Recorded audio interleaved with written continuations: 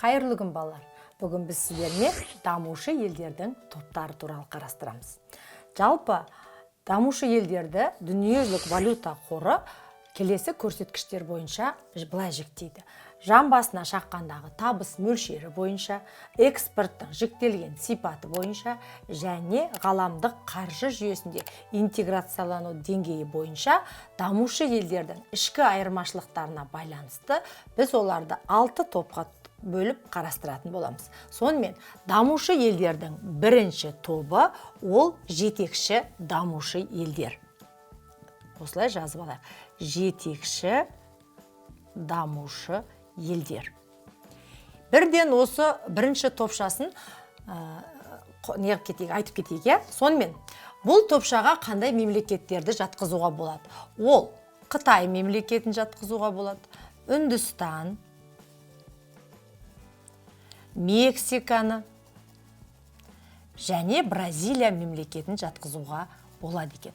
Ал енді жалпы осы жетекші дамушы елдер топшасына ассоциация беретін болсақ, жалпы бұл жерде осы мемлекеттерде халық саны өте көп, арзан еңбек ресурсы, экономикалық әлеуеті өте жоғары болғанымен, жан басына шаққандағы экономикалық көрсеткіші төмен болып келеді екен.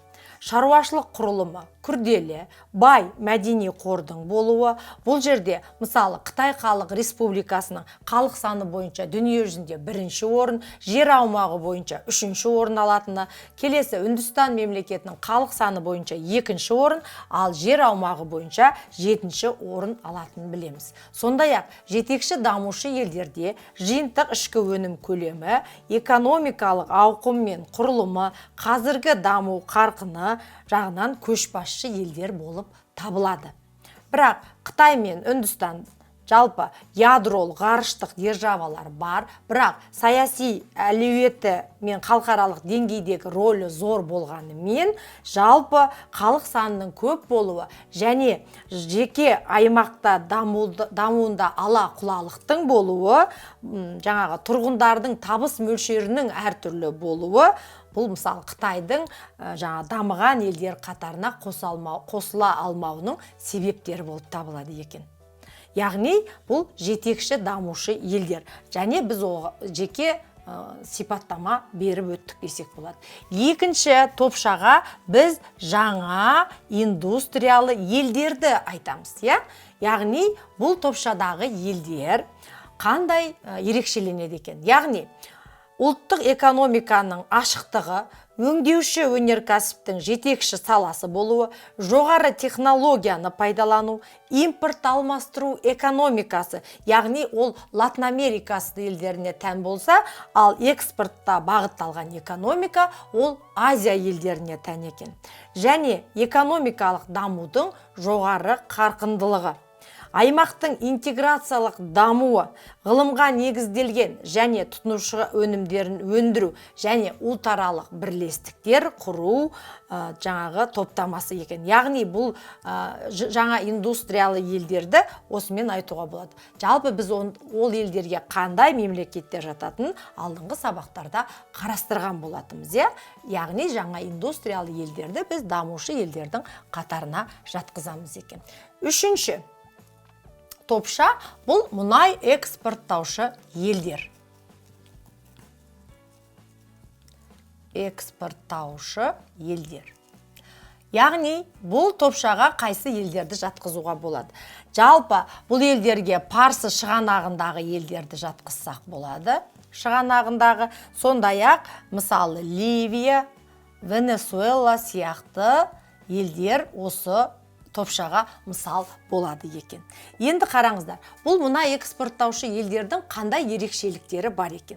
Көп мөлшерде мұнайды не істейді? Экспорттайды. Жан басына шаққанда әлеуметтік экономикалық көрсеткіштер жоғары, қаржы экспорттық жоғары болады, жаңа техникалық кеңінен енгізу, бұл топтағы елдер мұнайды өндіреді, экспорттайды және сыртқа шығарумен айналысады екен. Мұнай өңдеу, яғни мемлекеттік компаниялар басымдылық көрсетеді екен, ұлттық шаруашылық кешені дамуда. Өнеркәсіптік жаңағы өнеркәсіптің дамуына байланысты бұл жерде қызмет көрсету саласы басымырақ дамып жатыр деп айтсақ болады. Мысалы, қызмет көрсету жиынтық ішкі өнімнің үлесі, мысалы, Сауд Арабиясында ол 53,2%-ді көрсететін болса, Катар мемлекетінде 49,5%-ді көрсетеді екен. Жалпы елдің тұрмыс тіршілігі өте жоғары. Онда елдерге біз Сауд Арабиясын, Кувейт және Біріккен Араб Әмірліктерін мысал қылып айтуға болады екен. Дамушы елдердің балалар 4-ші тобы бұл плантациялық шаруашылықтағы елдер. Плантациялық шаруашылық елдері. Өзі айтып тұр, яғни бұл елдерде не басым болуы мүмкін? Әрине аграрлық шаруашылық деп айтар едік. Так, бір-екі мысал айтып кетейік. Бұл топқа біз Шри-Ланка мемлекетін жатқызуға болады. Гаити, Гана, Гондурас, Гватемала, Никарагуа, Коста-Рика, Кот-д'Ивуар сияқты мемлекеттерді жатқызуға болады екен. Ал енді жаңа айттым, бұл плантациялық шаруашылықтағы елдерде агроклиматтық жағдайлы қолайлы елдерді жатқызып тұрмыз. Яғни плантациялық шаруашылық қарқынды дамиды бұл жерде. Яғни ол кезде тропиктік дақылдарды дүниежүзілік нарыққа шығаруға маманданған елдер екен. Жалпы ел экономикасы шетел қаржысына тәуелді деп айтсақ болады, және бұл жерлерде саяси жағдай тұрақсыз, халықтың әл-ауқаты төмен екен бұл елдерде. Егер жаңа елдер бойынша жіктейтін болсақ, сипаттамасын айтатын болсақ. Келесі дамушы елдердің тағы бір тобы, 5-ші тобы деп айтсақ болады, жалға пәтер беруші елдер. Жалға пәтер беруші елдер деп топтастырамыз екен. Ал енді бұл елдерге қайсы елдерді жатқызуға болады? Бұл елдерге Мальта, Кипр, Бахрейн, Панама, Багам аралдары, тағы басқа елдерді айтуға болады. Мысалы, жаңа Барбадос, Либерия сияқты елдерді жатқызуға болады екен.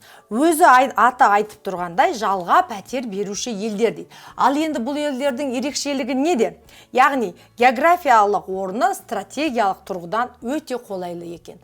Табиғат жағдайы мен ресурстар салалық мамандануға негіз болады. Және салыстырмалы түрде саяси жағдайы тұрақты, экономикалық заңдардың либералды сипаты қалыптасқан, яғни жұмсақ салық саясаты деген сөз. Және қолайлы инвестициялық кеңістік. Бұл жалға пәтер беруші елдердің өзіне тән ерекшеліктер екен. Және сондай-ақ бұлар халықаралық маңызды көлік тораптарында орналасқан, рекреациялық ресурстарға өте бай, яғни және шетел компанияларына салықтық жеңілдіктерді беру арқылы қаржы және қызмет көрсету салаларын дамытып жағдай жасап отыр екен. Мысалы, рекреациялық ресурстары өте бай елдерге біз Барбадос, Мальта, Кипр, Бахрейн, Багам аралдарын жатқызатын болсақ, жаңа рекреациялық ресурстар арқылы осы елдер туризмді өте жоғары деңгейде дамытып отыр. Ал Бахрейн мемлекетінде офшорлық қаржы орталығын дамыту арқылы араб әлемі ақша айналымда маңызды рөл атқарады екен.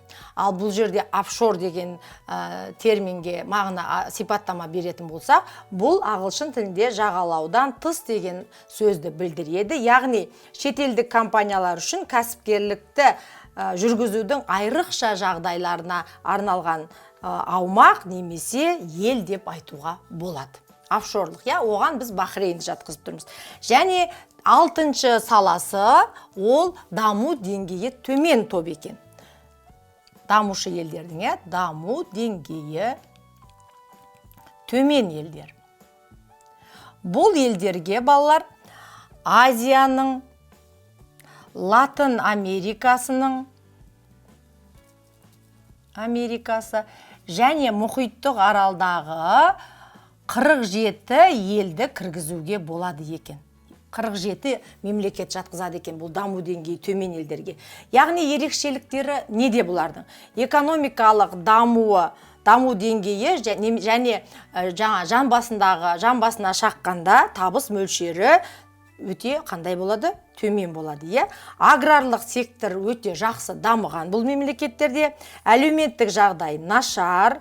Деректер бойынша бұл елдерде жалпы халық саны, осы елдер, даму деңгейі төмен елдер 1 миллиард адамды құрайды екен. Және олардың кейбір елдерде жартысы деп айтсақ болады, тәулігіне $2 төмен табыс табады екен. Бұл өте төменгі көрсеткіш деп айтуға болады. Жалпы Біріккен ұлттар ұйымының бейбітті сақтау бағытталған 15 бағдарламасының немесе 15 саясатының ішінде 8 елінде осы елдің бағдарламалары жүзеге асады екен. Және жалпы әлемдегі босқындардың 60% осы даму деңгейі төмен елдердің үлесі екен. Әлемдік экспорттың үлесі бұл дамушы елдерде, даму деңгейі төмен елдерде 2% құрайды. Ол дегеніміз демографиялық, әлеуметтік, экологиялық жағдайлардың шиеленіскен жағдайы, яғни азық-түліктің жетіспеушілігіне әкеп соғады деп айтсақ болады. Не балалар? Сонымен біз жалпы дамушы елдердің 6 тобын қарастырдық. Қайталап өтейік. Ол жетекші дамушы елдер, жаңа индустриялы елдер, мұнай экспорттаушы елдер, плантациялық шаруашылық елдері, жалға пәтер беруші елдер, және соңғысы даму деңгейі төмен елдер екен. Міне 6 топ және оларға тән сипаттамалармен танысып шықтық.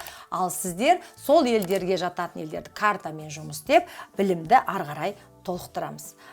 Осымен сабақ аяқталды. Келесі кездескенше сау болыңыздар.